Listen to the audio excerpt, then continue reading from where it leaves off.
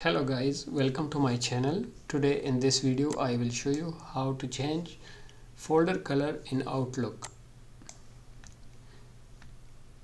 Open Outlook application.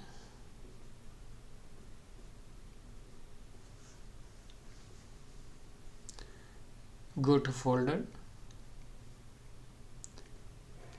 and select the three dots.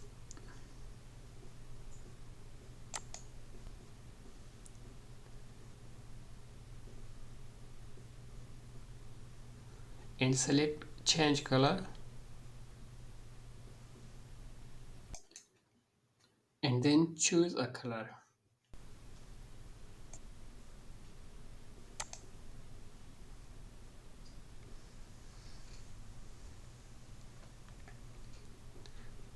Thanks for watching. Please subscribe for more videos.